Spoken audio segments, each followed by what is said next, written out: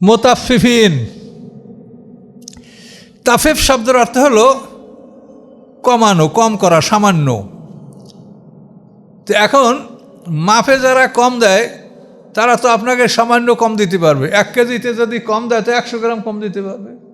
আর যদি মাপে বেশি নেয় তাহলে 100 গ্রামই বেশি নেবে, আপনাকে তো 1 কেজি জায়গায় 2 কেজি নিতে পারবে না।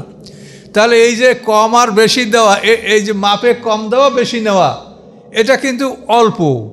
এই জন্য তাফিফ শব্দটার অর্থ হলো সামান্য, অল্প। যারা সামান্য করে, বেশি করে না। মুতাফফিফিন মানে যারা সামান্য করে। কি সামান্য করে? অর্থাৎ বেচার সময় সামান্য কম দেয়, আবার কেনার সময় সামান্য বেশি নেয়। এই জন্য তাফিফ শব্দটা ব্যবহার করে। তাফিফ মানে সামান্য করা, কমানো, কম করা। কি বুঝতে পারছেন? মুতাফফিফিন যারা কম করে। কিসে কম করে? বেচার সময় কম দেয়, আবার যারা যখন কিনে তখন অল্প একটু বেশি নেয়। এর হলো মুতাফফিফিন। তো এদের জন্য আল্লাহ বলছেন, আউযু বিল্লাহি মিনাশ শাইতানির রাজিম, অভিশপ্ত শয়তান থেকে আল্লাহর আশ্রয় কামনা করছি। বিসমিল্লাহির রহমানির রহিম। রহমান রহিম আল্লাহর নামে শুরু করছি। ওয়াইলুল লিল মুতাফফিফিন, ধ্বংস মাপে যারা কম করে তাদের জন্য। তাহলে এখন তাফিফ শব্দের মূল অর্থটা তো বুঝলেন, যে সামান্য করে, ওই একটু কমে, একটু কমায়। তো যারা কম করে মাপে তাদের জন্য ধ্বংস। অর্থাৎ মানুষকে মেপে দিলে তারা অল্প দেয়। 100 গ্রামে 1 কেজিতে হয়তো 900 দিল, 950 দিল। আবার কিনলে একটু বেশি করে দিয়া তারা কেনে, বেশি নেয়। এটা কেমন করে দেখেন, সামনে আল্লাহ বলছেন, ইজাকতালু আলান নাসি ইয়াস্তাউফুন, যখন তারা মানুষের উপর থেকে মেপে নেয় তখন তারা পুরোপুরি নেয়। কায়েল এর থেকে একতাল। কায়েল হলো পাত্র দ্বারা মাপা, আর মিজান হলো বাটখারা দিয়ে মাপা। তো ইজাকতালু আলান নাসি, আল্লাহ বলেন যখন তারা মানুষের উপর থেকে মেপে নেয়, ইয়াস্তাউফুন, তখন তারা পুরোপুরি নিয়ে নেয়। কিন্তু ওয়াইজা কালুহুম, যখন তাদেরকে মেপে দেয়, আও ওয়াজানুহুম, অথবা তাদেরকে ওজন করে দেয়, ইউকসিরুন, তখন তাদেরকে কম দেয়। নিজেরা যখন নেয় তখন পুরোপুরি নেয়, এবং মানুষকে যখন দেয় তাকে মানে কায়েল মানে পাত্র দ্বারা মেপে দেয় অথবা ওজন করে দেয়, তখন কি করে? ইউকসিরুন, তখন তারা কম দেয়। এবং এই স্বভাবটা ছিল মদিনাবাসীদেরও, এটা প্রচুর এই স্বভাব ছিল হিজরতের আগে। আল্লাহ রসুল মদিনায় যাওয়ার আগে মদিনাবাসীদের স্বভাব ছিল। আর বিশেষ করে শুআয়ব আলাইহিস সালাম যে আল্লাহর পয়গম্বর মাদানে ছিলেন, ওনার জাতির মধ্যে এই মাপের ব্যাপারটাই মারাত্মক অপরাধ তাদের ছিল। মাপে কম দিত, বেশি দিত। এটা হয় কি, একটা মানুষের মনে খুব আঘাত লাগে। আপনি যদি বুঝতে পারেন যে আমাকে এই লোকটায় 50 গ্রাম কম দিছে, এতে কিন্তু আপনার কোনো সমস্যা নাই, কিন্তু মনে খুব কষ্ট লাগবে। এই মনোকষ্টটার জন্যই আল্লাহ তাআলা এটার উপরে অভিশাপ করেছেন। বিষয়টা বড় কিছু না, কিন্তু এটা মনে কষ্ট লাগবে। অনেক সময় আমরা দেখি যে একটা মানুষ এই 2 টাকা গাড়ি ভাড়ার জন্য মারামারি করে একটা হয়তো খুন হয়ে গেছে। 2 টাকা তো কোনো বিষয় না, এটা হলো বিবেকে তার বেঁধেছে যে এই 2 টাকা সে অন্যায়ভাবে নিচ্ছে, আমি এটা দিব না। সমস্যা কিন্তু এখানে। তাহলে 2 টাকা 10 টাকা কী হয় একটা মানুষের? তো এই যেগুলো বিবেককে আঘাত করে, সেগুলো যত ছোট হোক, সেগুলো থেকে আল্লাহ তাআলা সতর্কতা অবলম্বন করে বসছে, যে আপনি খুবই একটা ছোট্ট ব্যাপার হোক, কিন্তু এটা যদি কারো বিবেককে আঘাত করে, মনকে কষ্ট দেয়, তো সেই ছোট জিনিসটা খুব বড় অপরাধ, সেটা আপনি করবেন না। তো এই মুতাফফিফিনে এটা এইরকমই ব্যাপার। আলা ইয়াজুন্নু উলাইকা আন্নাহুম মাবউসুন, তারা কি ধারণা করে না যে তারা আল্লাহর কাছে মাবউসুন, তাদেরকে তোলা হবে, উঠানো হবে। আল্লাহর কাছে তাদেরকে উঠানো হবে, হাসর করা হবে। হাসর মানে একত্রিতকরণ। এটা কি তারা ধারণা করে না? জন্না মানে ধারণা করা। তারা কি ধারণা করে না যে তাদেরকে আল্লাহর সামনে উপস্থিত করা হবে, তোলা হবে লিয়াউমিন আযীম, একটা বড় দিনের উদ্দেশ্যে। এই দিনটা খুব বড়। এই দিনটা হবে 50,000 বছরের সমান একটা দিন। লিয়াউমিন আযীম, এই বড় দিনের উদ্দেশ্যে তাদেরকে আল্লাহর কাছে উপস্থিত করা হবে, উপস্থাপন করা হবে। ইয়াউমা ইয়াকুমুন নাসু লিরাব্বিল আলামিন, সেদিন সমস্ত মানুষ দাঁড়াবে রব্বুল আলামিনের উদ্দেশ্যে, আল্লাহর উদ্দেশ্যে। আল্লাহর আদেশ, আল্লাহর অর্ডার, এটা শোনার জন্য সবাই দাঁড়িয়ে থাকবে। ইয়াউমা ইয়াকুমুন নাসু, সেদিন দাঁড়াবে সমস্ত মানুষ লিরাব্বিল আলামিন, রব্বুল আলামিনের উদ্দেশ্যে। কাল্লা, কখনোই উচিত নয়, কখনোই শোভনীয় নয়। জেনে রাখো, ইন্না কেতাব আল ফুজ্জার লাফি সিজ্জিন, নিশ্চয়ই ফাজের পাপী অপরাধীদের কেতাব আমলনামা এটা সিজ্জিনে থাকবে, জেলখানায় থাকবে। তো এখানে আমলনামা জেলখানা থাকবে, এর দ্বারা তাফসির কাকা বলেন যে আমলনামা তো অপরাধী না, অপরাধী তো মানুষ।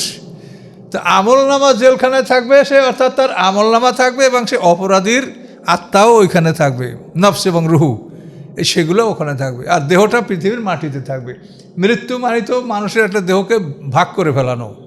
আমাদের 8টা জিনিস আমাদের মধ্যে, পানি, মাটি, আগুন, বাতাসের দেহ নিয়ে আমরা বসে আছি। আর এর মধ্যে আছে নফসে মুতমাইন্না, নফসে আম্মারা, নফসে লাওয়ামা, রুহ, এই 4টা ভিতরে আছে। কিন্তু মৃত্যু মানে এই 4টাকে পৃথক করে ফেলানো। এই 4টা পৃথক করে তাদেরকে লিনসিজিনে নিয়ে যাওয়া হবে, আর দেহটাকে, মাটির দেহ, পদার্থের দেহটাকে পদার্থের সাথে বিলীন করে দেওয়া হবে। আবার যখন প্রয়োজন হবে সিঙ্গার ফুট করে এই দুটো একত্রিত করে ফেলানো হবে। এই হলো মরণ এবং জীবন।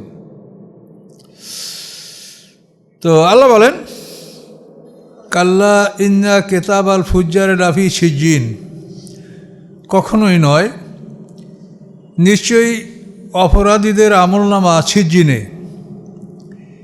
তো কেতাব মানে আমলনামা, লিখিত বস্তু, এটা অপরাধীদের সিজ্জিনে, আর যারা নেককার তাদেরটা ইল্লিনে। তো এখানে এই যেখানে আমাদের আমলনামা, ওখানেই আমাদের দেহের আধ্যাত্মিক অংশটা সম্ভবত ওখানেই থাকবে। এটা কিন্তু আমরা গ্যারান্টি দিয়ে বলতে পারছি না। তার কারণ দেখেন, আমরা যখন জন্মগ্রহণ করেছি, মায়ের পেটে আমরা পিতার শুক্রকীট, মায়ের ডিম্বাণু, এটা যখন একসঙ্গে হয়েছে, তখন আমাদের মায়ের পেটে আমাদের ভ্রূণ সৃষ্টি হয়েছে। ভ্রূণ ডেভেলপ করে করে যখন 120 দিন যখন হয়েছে, তখন আমাদের মধ্যে আল্লাহ তাআলা 3টা নফস, একটা রূহ ঢুকাই দিছে। তো এই যে 3টা নফস, একটা রূহ আল্লাহ ঢুকালেন, এটা কোথায় ছিল আগে? ওইটা তো আমরা বলতে পারছি না। আমরা একটা মৌখিক বলি কি আলমে আরোয়া, রুহ জগৎ। এখন রুহ জগৎ কি, কোথায়, এটা আমরা বলি আর আলমে আরোয়া, কিন্তু আসলে কিন্তু এই ঠিকানাটা আমাদের জানা নাই। যে আমরা মাতৃগর্ভে, আমাদের 120 দিন পর আমাদের এই মাতৃগর্ভের এই মানে পদার্থের দেহটা, যেটা নিয়ে এখন আমরা বসে আছি, এটার মধ্যে প্রাণটা ঢুকাই দিলেন আল্লাহ। তো এটা ছিল কোথায় আমরা বলতে পারি না, কেউ বলতে পারে না, কেউ এটা ঠিকানা দিতে পারে না। তো ওইটা যখন বলতে পারি না, তো এখন মরার পরে আবার ওইটা কোথায় থাকবে, এটাও কিন্তু আমরা গ্যারান্টি দিয়ে বলতে পারি না। কিন্তু একটা জিনিস মানে যেটা আয়াতে কিছুটা ইঙ্গিতে বোঝা যায়, যে যেখানে একটা মানুষের আমলনামা থাকবে, সেখানে হয়তো তার আধ্যাত্মিক দেহের অংশটাও সেখানে থাকবে। তার কারণ একটা আমলনামাকে তো জেলখানায় রাখার কোনো যুক্তি নেই। এটা কাগজের কি অপরাধ? তাহলে যে কাগজটা সিজিনে থাকবে, তার রেকর্ডটা, এই রেকর্ড তো আর পাপি না, রেকর্ডে তো আর শাস্তি ভোগ করবে না, ওটা তো ফেরেশতারা রেকর্ড করছে। তাহলে এই জন্য আমরা মনে করি যে আমলনামা থাকবে, তো ওখানে তার আমাদের দেহের যে আধ্যাত্মিক দেহটা, spiritual part of the body, যেটা 3টা নফস, একটা রুহু, এগুলো কিন্তু আমাদেরকে একেবারে মুখস্থ করতে হবে। যে একটা জীবন আপনার আমার, এই জীবনটার পরিচয়টা কি? 8টা জিনিস দ্বারা দেহটা তৈরি, পানি, মাটি, আগুন, বাতাসের দেহ নিয়ে আমরা এখানে বসা আছি। এর মধ্যে এমন একটা জিনিস আছে, 3টা নফস, একটা রুহু। তো এইটার জন্য আমি জীবিত, আপনি জীবিত। এইটা বের হয়ে গেলে আমরা মৃত্যু। বের হইয়া কখন যায়? ঘুমের সময় 3টা নফস বের হয়, তখন আমাদের অঙ্গ প্রত্যঙ্গের ক্ষমতা রদ হয়ে যায়, তা অঙ্গ প্রত্যঙ্গ কোনো কাজ করতে পারে না। আর মরার সময় 4টা বের হয়ে যাবে। এখন এই জিনিসগুলি আমাদের নিয়ন্ত্রণে না। আমরা তো পৃথিবী নিয়ন্ত্রণ করতে চাই, কিন্তু নিজেকে নিয়ন্ত্রণ করতে পারি না। কথা বলতে পারছেন? যে আমার ভিতরে এটা কে ঢোকে, কখন ঢুকলো, কেন যাবে? আমি আপনি কি কেউ বলছি যে আমি পৃথিবীতে আসি, আমাকে আনা হয়েছে এখানে, আসার পরে পৃথিবীটা ভালো লাগে, যেতে মনে চায় না, থাকতে পারবো? কোনো বুদ্ধিতে থাকা যাবে না। তাহলে এখানে আমরা নিজেকে নিজে একটুকু নিয়ন্ত্রণ করতে পারি না, অথচ আমরা মনে করি সব দুনিয়া আমরা নিয়ন্ত্রণ করব। এটা শুধু আমাদের জ্ঞানের অভাবেই আমরা এই চিন্তাটা করি। তো এখন ইল্লিন আমরা বলি যে 7 তবক জমিনের নিচে, কিন্তু আসলে এই কথাটা কতখানি সত্য? জমিনের এই পৃথিবী যদি আপনি এখন এই কিন্তু ছিদ্র করে ওপারে বাইর হন, দেখবেন এই আকাশ এই সূর্য। তাহলে আপনি 7 তবক জমিনের নিচে কি আছে? 7 তবক জমিনটা কোথায়? এগুলো কিন্তু আমরা সবাই এটা শুনতে শুনতে একটা ধারণা হয়ে গেছে যে সিদ্দিনটা 7 তবক জমিনের নিচে, কিন্তু আসলে বাস্তবে যদি আপনি অনুসন্ধান করেন তো কোথায় 7 তবক জমিন, কোথায় আপনি সেটা পাবেন? তাহলে এগুলি হলো অস্পষ্ট বিষয়, এগুলি আমাদের ঈমান আনতে হবে, বিশ্বাস করতে হবে এগুলো সত্য, কিন্তু এগুলি সম্পর্কে আমরা গ্যারান্টি দেওয়া কোনো কথা বলতে পারবো না, এটা আমাদের জ্ঞানের অভাব। আল্লাহ বলছেন, আমি যে জ্ঞান তোমাদেরকে দিব না সেই জ্ঞান তোমরা অর্জন করতে পারবে না।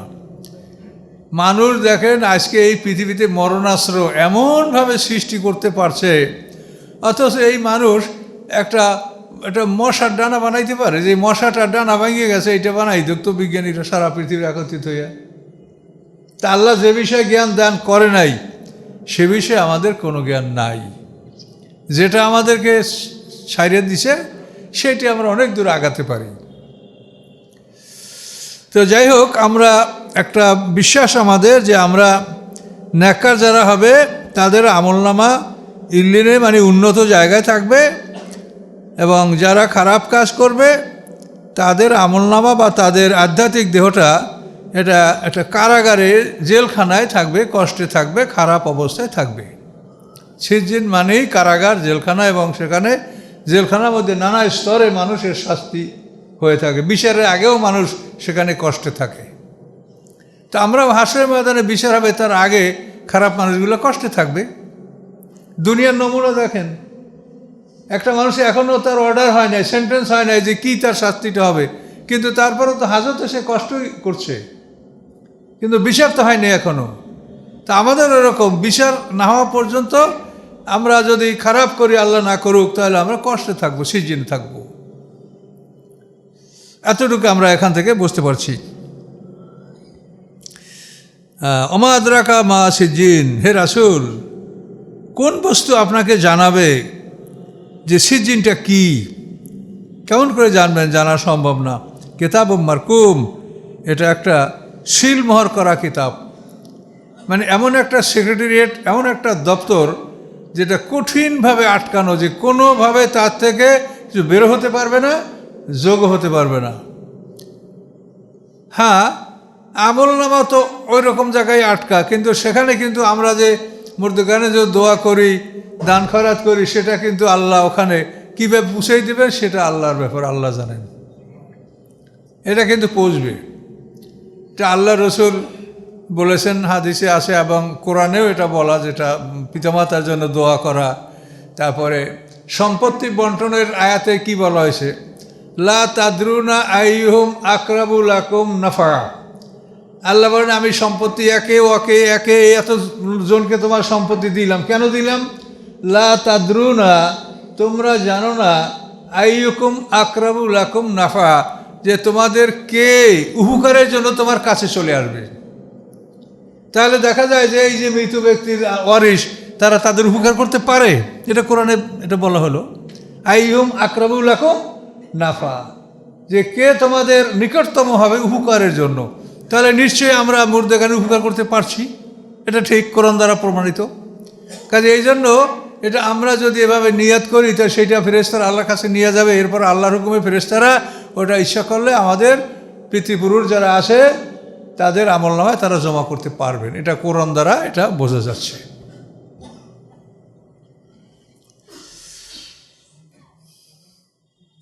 ওয়াইলুন ইয়াওমাইযিল লিল মুকাজ্জিবিন, সেদিন ধ্বংস কাদের জন্য? যারা মিথ্যা প্রতিপন্নকারী, যারা কোরআনকে মিথ্যা বলেছে, রাসূলকে মিথ্যা বলেছে, পরকালকে বলেছে না এগুলো মিথ্যা, এগুলি যারা মিথ্যা প্রতিপন্ন করেছে, মিথ্যা সাব্যস্ত করেছে, আল্লাহ বলেন সেদিন তাদের জন্য ধ্বংস, তারা মারাত্মক বিপদে সেদিন পড়বে।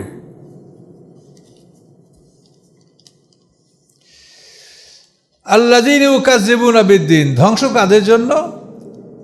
যারা মিথ্যা সাব্যস্ত করে, মিথ্যা প্রতিপন্ন করে দিনকে, এই বিচারের দিন, প্রতিদান দিবস, এই দিনটাকে যারা বলে মিথ্যা, বলে যে এটা না, এটা হবে না, এটা মিথ্যা বলছে পয়গম্বররা, এটা যারা বলে আল্লাহ বলেন তাদের জন্য ধ্বংস।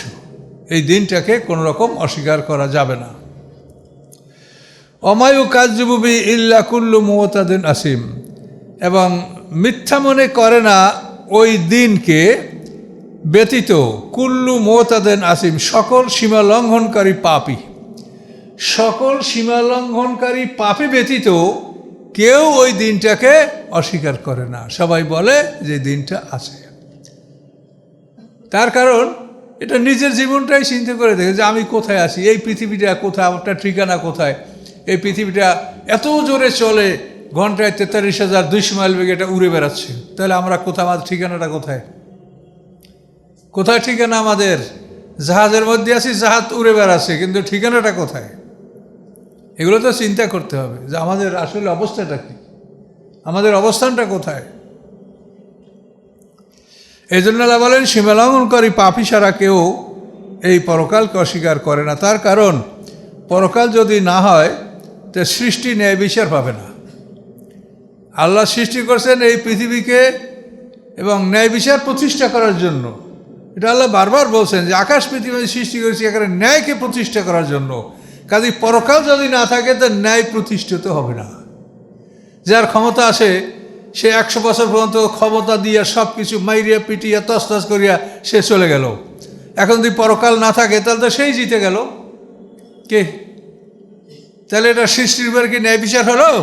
তো আল্লাহ বলছেন যে আকাশ পৃথিবীকে আমি ন্যায় বিচারের জন্য, ন্যায় প্রতিষ্ঠা করার জন্য, সত্য প্রতিষ্ঠা করার জন্য আকাশ পৃথিবী সৃষ্টি করেছি।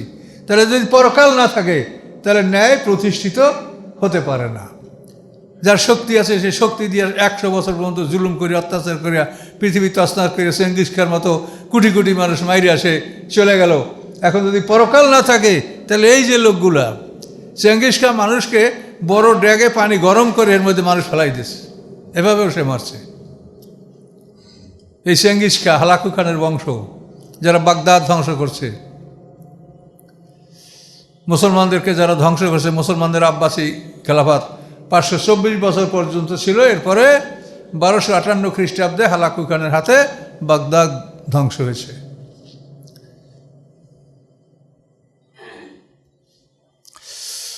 তো এই জন্য আল্লাহ বলেন যে পরকাল বিশ্বাস করা এটা করতেই হবে। তুমি না করলে দেখবা যে এই পরকাল তোমাকে উঠাইয়া বলা হবে এখন দেখো আছে কিনা।